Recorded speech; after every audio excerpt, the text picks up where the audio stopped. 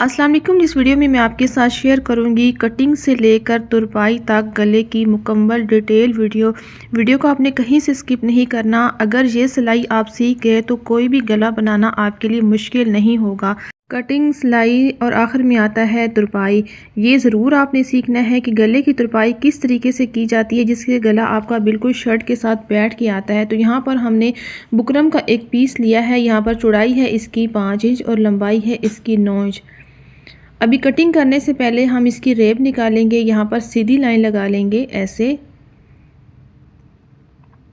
इसके बाद हम गले का फैलाव रखेंगे तो नॉर्मल साइज़ है 3.5 इंच, हमने यहाँ पर रखा है 3.5 इंच, कम ज़्यादा कर सकती हैं। अब यहाँ पर नॉर्मल साइज़ गले का होता है 7 इंच, तो हम 7 इंच पर निशान लगाएंगे ऐसे। इस निशान को सीधा करेंगे। अब इस निशान को सीधा करेंगे। मैं बड़ा ही ज़बरदस्त तरीका आपको बताऊंगी कि वी गला कैसे कटिंग किया जाता है। यहाँ पर बॉक्स बनाने के बाद हमने वी गला कटिंग करना है। तो सबसे पहले हमने ऐसे दोनों निशानों को मिलाना है, लेकिन आपने डायरेक्ट यहाँ से रख के एज टेप को इस निशान के साथ नहीं मिलाना, बल्कि थोड़ा सा आपने नीचे रखना है।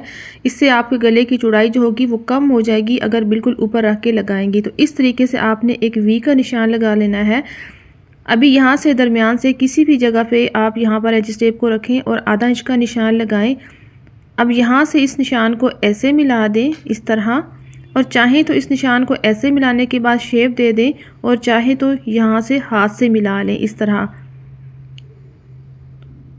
तो ये देखिए परफेक्ट तरीका है वी गला कटिंग करने का। वैसे आपसे खुला हो जाता है, ये शेप नहीं अच्छी बनती, तो इस तरीके से आपने इसकी कटिंग करनी है। अगर आपने पान गला कटिंग करना है तो 1 इंच का निशान लगाने के बाद उस गले की थोड़ी सी गहराई होती है, तो इसी तरह आपने निशान लगा लेना है।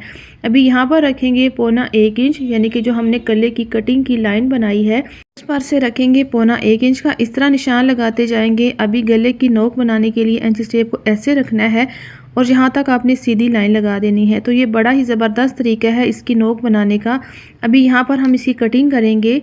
तो प्लीज़ अगर आप चैनल पर न्यू हैं तो चैनल को सब्सक्राइब करें, वीडियो को लाइक करें, शेयर करें, एक अच्छा सा कमेंट्स करें। अभी बाहर से गले को नीट करेंगे इस तरह, इस लाइन पर कटिंग करेंगे।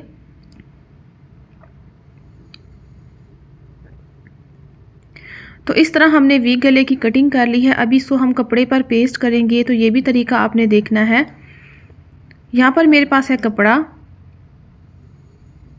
ये देखिए इस तरह। इसको पहले हम अच्छे तरीके से प्रेस करेंगे सिंपल पानी का स्प्रे करते हुए। डिज़ाइन बनाने से पहले आपको तमाम तरीके आने चाहिए कि किस तरीके से सफाई से काम करना है, सिलाई किस तरीके से लगानी है, कटिंग किस तरीके से करनी है, तो फिर आप आसानी से कोई भी डिज़ाइन बना सकती हैं। यहाँ पर हमने गले का जो सेंटर पैनल कटिंग किया है इसको पहले पेस्ट करेंगे। इसके बाद हम इस तरह गले को रखेंगे और इसके साथ हम पेस्ट करेंगे। तो ये सबसे आसान तरीका है गले को पेस्ट करने का। यहाँ पर देखें हमारे साइज़ में कोई फ़र्क नहीं आएगा, बार बार आपको पैमाइश नहीं करनी पड़ी, कहीं से भी छोटा बड़ा नहीं होगा। इस तरह आपने गले को पेस्ट कर लेना है। अब इस तरह रखेंगे। यहाँ पर हम स्केल से बराबर निशान लगाएंगे, इस तरह एक सीधी लाइन लगाएंगे। इसके बाद एक्स्ट्रा कपड़ा यहाँ पर कटिंग करेंगे।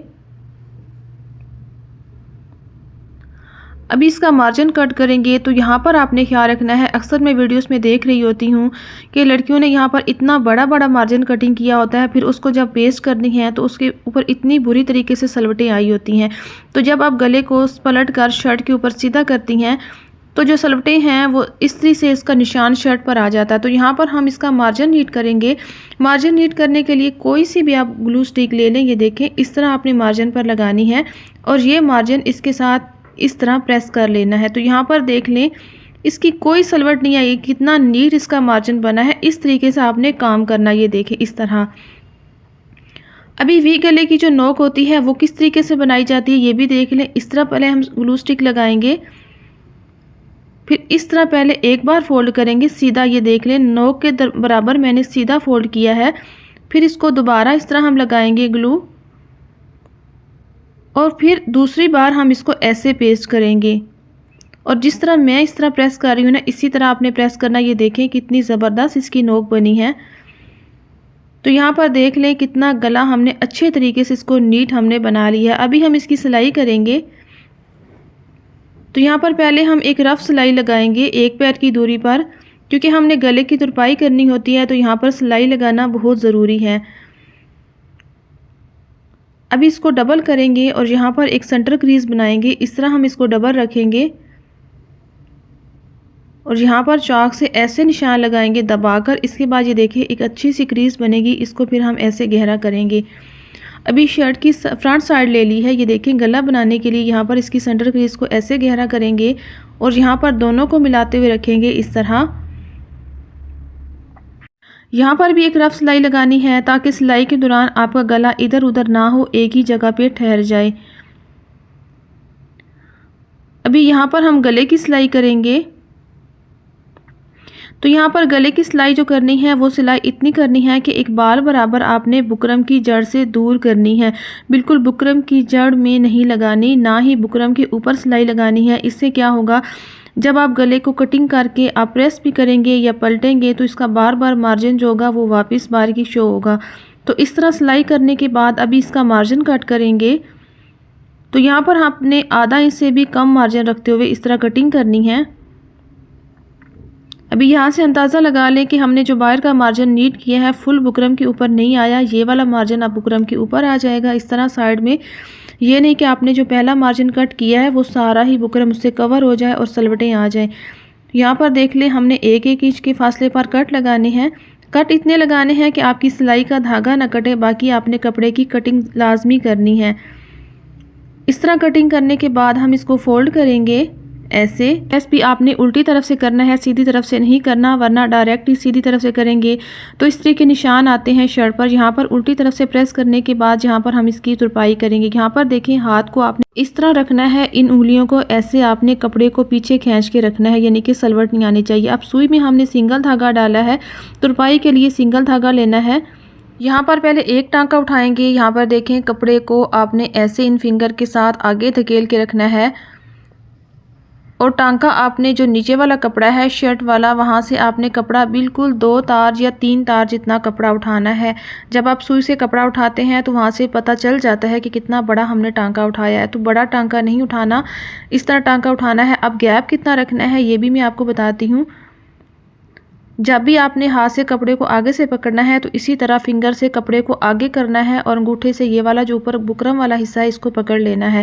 ابھی یہاں پر ترپائی کا گیپ کتنا رکھنا ہے، یہ جو ہمارا ایک نیل ہے نا اس کو آپ رکھ لیں، بے شک نیل کے ایک سائڈ پر آپ نے ٹانکا اٹھانا ہے بکرم والا اور نیل کے سینٹر میں سے آپ نے شرٹ کا ٹانکا اٹھانا ہے، پھر نیل جہاں پہ اینڈ ہوتا ہے وہاں پر اگلا ٹانکا اٹھانا ہے، یعنی کہ اتنا آپ نے فاصلہ رکھنا ہے اس طرح۔ جب بھی آپ آگے آگے ترپائی کرتے جائیں گے کپڑے کو آپ نے اسی طرح سیٹ کرتے ہوئے رکھنا ہے۔ ابھی آپ اس کی نوک کو کیسے سیٹ کریں گے، گلے کی نوک کو، یہ بھی آپ نے دیکھنا ہے۔ اب یہ جو میں ترپائی کر رہی ہوں یہ کپڑے کے ساتھ جڑ کے آئے گی، ذرا سا بھی اس میں وہ نہیں ہوگا کہ کپڑا آگے ہو جائے گا بکرم پیچھے ہو جائے گا، اس طرح نہیں ہوگا۔ تو یہاں تک جب اس کے برابر آپ پہنچے گی نا، پھر آپ نے اس طرح اس نوک کو سیٹ کرنا ہے، ہاتھ کا رخ آپ نے ادھر کر لیا ہے اور شرٹ کی جو سینٹر کریز ہے اس کے اوپر آپ نے اس نوک کو رکھنا ہے، ایسے پکڑ لینا ہے اور پھر یہ والے ٹانکے مکمل کرنے ہیں ایسے۔ اور یہاں پر آپ نے 2 ٹانکے لگانے، یہ دیکھیں پہلے میں نے ایک ٹانکا لگایا ہے پھر میں نے دوسرا ٹانکا لگایا ہے۔ کوئی بھی ڈیزائن ہے نوکدار وہاں پر آپ نے 2 ٹانکے لگانے ہوتے ہیں ترپائی میں، کیونکہ ایک ٹانکے سے کپڑا پھٹتا بھی ہے اور کھچتا بھی ہے، مضبوط نہیں ہوتا وہاں سے۔ پھر یہاں پر بھی اس نوک سے بھی اسی طرح نیچے والی فنگر سے آپ نے کپڑے کو آگے دھکیل کے رکھنا ہے ایسے اور اسی طرح ترپائی کرنی ہے۔ یہاں پر دیکھیں جو میں نیچے والا ٹانکا اٹھاتی ہوں نا اس کے ساتھ ہی میں ایک پوائنٹ تھوڑا سا آگے میں بکرم والا ٹانکا بھی ساتھ ہی اٹھا لیتی ہوں، اس سے ترپائی بہت اچھی جڑ کے آتی ہے۔ اب ترپائی کے بھی ڈیفرنٹ طریقے ہوتے ہیں، جیسے ایک پیور کا کپڑا ہے، شیفون کا کپڑا ہے، اس کے اوپر ترپائی کا اور طریقہ ہوگا، کیونکہ اس سے پھر نیچے سے دھاگے نظر آتے ہیں۔ تو ان کپڑوں کے دھاگے جو ہوتے ہیں وہ نیچے چھپ جاتے ہیں، نظر نہیں آتے۔ اب جب ترپائی کر رہی ہوں تو آپ نے گیپ جو ہے وہ بالکل برابر رکھنا ہے، یہ نہیں کہیں پہ آپ نے چھوٹا کر دیا کہیں پہ بڑا کر دیا، یہ بھی خیال ضروری ہوتا ہے۔ بس آپ نے اپنے نیل کا حساب رکھ لینا ہے، نیل کی جتنی چوڑائی ہے اتنے ٹانکے جو ہوتے ہیں وہ بکرم کے آنے چاہیے اور سینٹر میں جو ہوتا ہے وہ شرٹ والے کپڑے سے آ جائے۔ تو یہاں پر ہم کمپلیٹ کریں گے، یہاں پر بھی ہم 2 ٹانکے لگا کر اس طرح دھاگے کو پکا کر کے کٹنگ کریں گے۔ تو یہاں پر دیکھیں میں نے گلے کی ترپائی کر لی، یہ دیکھیں کھینچنے سے بھی بالکل اس کا کپڑا جو ہے آگے پیچھے نہیں ہو رہا، دھاگے نہیں نکل رہے۔ تو ابھی آپ نے کامنٹس کر کے مجھے لازمی بتانا ہے کہ آپ کو کس کس کپڑے کی ترپائی سیکھنی ہے، شفون کے کپڑوں کی سیکھنی ہے یا کسی اور کی۔ امید کرتی ہوں آج کی ویڈیو آپ کو بہت اچھی لگی ہوگی۔